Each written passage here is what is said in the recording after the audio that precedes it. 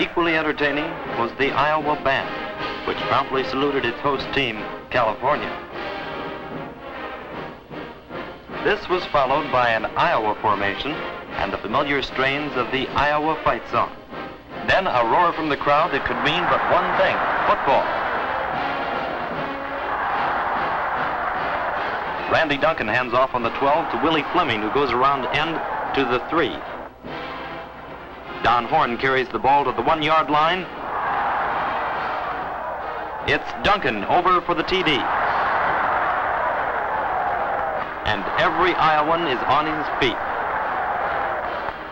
Duncan on the California 40 rolls out and passes to Bob Prescott, who goes to the California 15. Halftime score, Iowa 20, California nothing.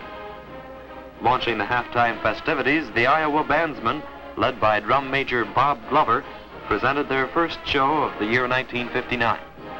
Honoring the great railroad which made its California trip possible, the band saluted the Atchison, Topeka, and the Santa Fe.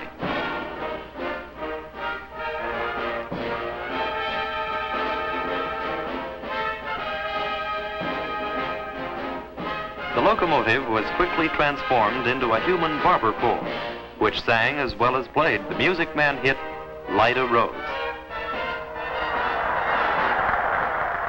Iowa bandsmen must be able to march, play, sing, even dance, and they proved it in a complicated routine labeled Mississippi Mud.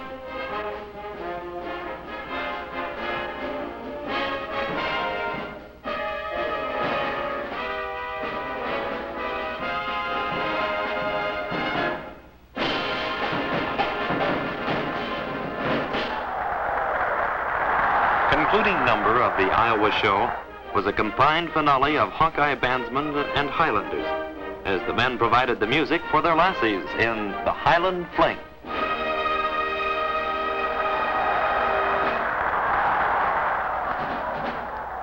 Their halftime performance over, the Iowa musicians left the field, with Rose Bowl fans roaring their approval. Emphasizing California's part of the halftime activity was a burst of glitter from their student card section.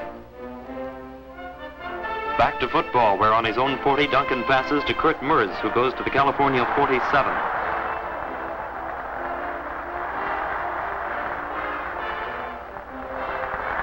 Another Iowa touchdown as Bob Jeter goes into the end zone.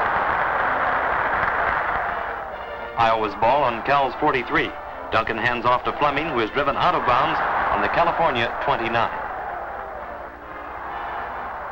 In the final minutes of the game, Duncan hands off to Bill Gravel on the 50.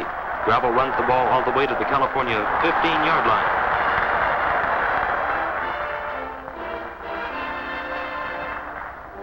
At the final gun, it was Iowa 38, California 12, and joyful Iowa fans poured out onto the field. Next day, Disneyland, where children of all ages can be part of yesterday and tomorrow. The hardworking Hawkeyes had a date to parade and perform for Disneyland visitors later in the day, but until then, they took full advantage of their festive surroundings.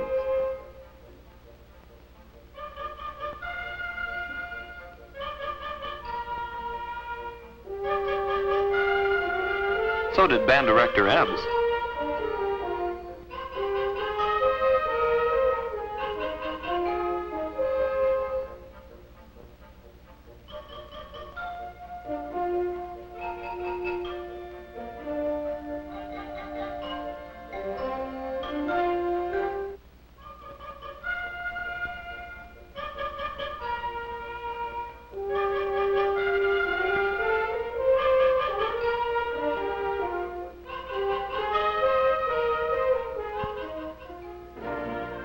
Even in Disneyland, passengers can ride the Santa Fe Trail.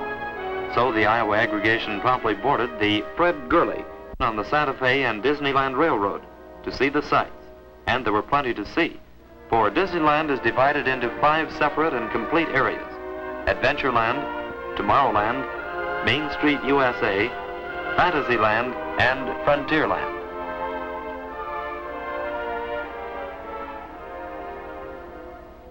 A spectacular sight was the Disneyland diorama, the 3-dimensional replica of the Grand Canyon. The young Iowans looked forward to seeing the real thing the next day on their journey home.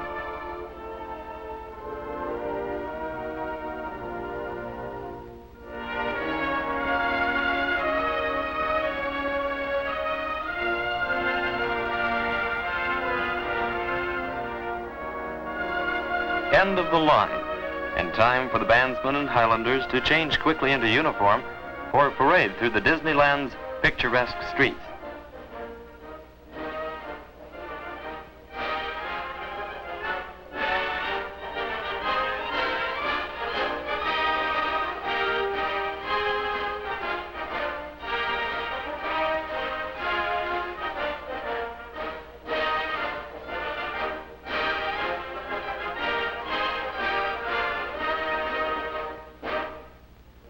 For last-minute spenders, the Mickey Mouse hat was a cool item, as was ice cream. A last look at Disneyland. And coming up for many a homeward-bound Iowan, a first look at an awe-inspiring Grand Canyon.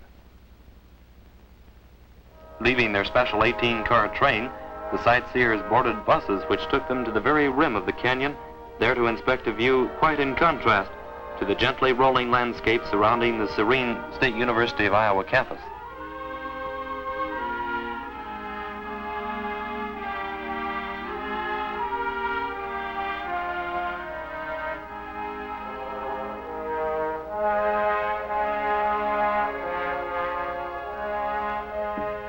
Usually the entertainers themselves, this time the travelers were entertained at a special ceremony of authentic Indian dances. Will directors Ebbs and Adamson incorporate these routines into future performances in the Iowa Stadium? They just might. Director Ebbs was presented with an Indian headdress. Director Adamson was presented with a blanket, and everyone was happy. The collegiate caravan was again underway, traveling once more through the colorful Southwest. Sunday morning found our travelers in the heart of Texas, soon to pull into Pampa. Pampa means level plain, and it must also mean hospitality, for the whole town was out to meet them, complete with souvenir Western hats.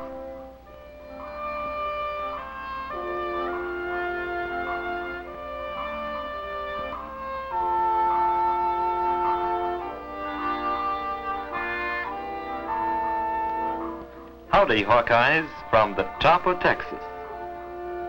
Leaving the station, the Iowans attended church services and were once more on their way. The last lap of their journey. It was a time to relax, to start thinking about those inevitable after-holiday classes, to write a long overdue letter home,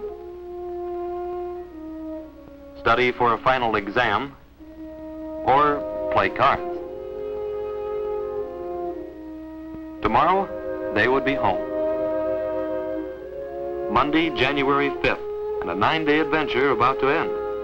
The Iowa students had traveled over 4,000 miles and had given 12 performances for over 1.5 million people, plus a nationwide television audience.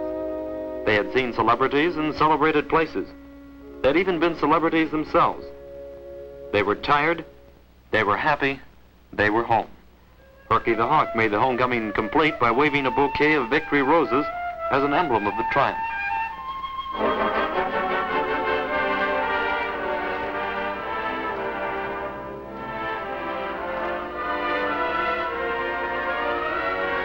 Laden with luggage, uniforms, and every conceivable souvenir from train menu to California palm leaf, the modern minstrels, gathered in the Fort Madison depot, watched until the familiar Santa Fe special slowly pulled away in a cloud of steam, marking the end of a wonderful trip, a trip made expressly for the Rose Bowl.